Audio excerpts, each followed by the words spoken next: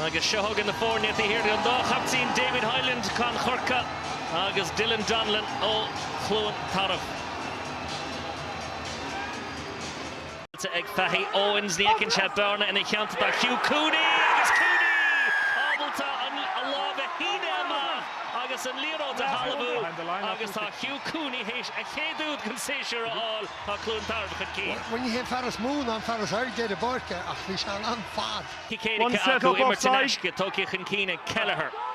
Agus amach an eis gotí Sean French agus tá Sean French iste an chéadúd ag con Corca a bheith gar golína úd Clontarf agus amsíonn Sean French úd. Imirtáin chlína bhain sin amach.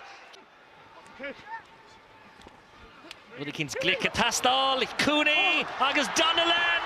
Tá Donnellan iste bhaid sin hiach ar fádó Dylan Donnellan sin an cúigiú úd déag fáte ag Donnellan an séisiir seo croithe ag Hugh Cooney agus tá Clontarf ar ais chun Agus cí. dúirt Marcus Horn amach Hugh Cooney tábhachta.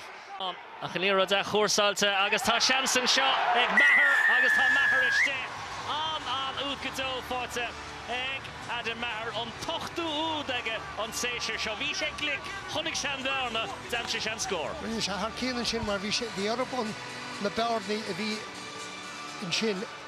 Agus tá sé seo go má agus tá seansan seo bhí sé ionintach eile agus seo Fahi agus tá seansan go don sa chúne seo tá Fahi agus tá Fahi iste an scór fáte ag Conor Fahi agus a bin buna mar a bhacht na muice sin an dárna úd fáte ag Fahi ag gomortas na bliana seo agus fearlach Garlan héis le lábháil ar an goran de Clontarf.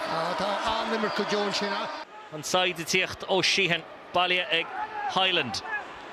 Agus tá dronis a crágáil chun cín agus tá seansach go ben seo le Sheehan agus tá Jacob Sheehan iste bídin nach chun an clifa se ha. Tá tochtúdú mai dús an seo san a bhíomh.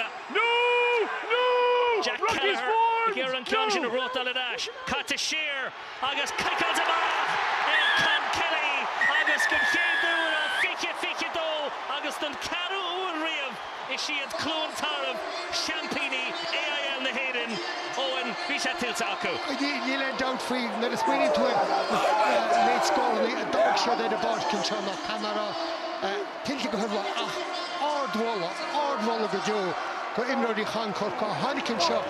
An ascail an choisleán ag Clontarf an ácht go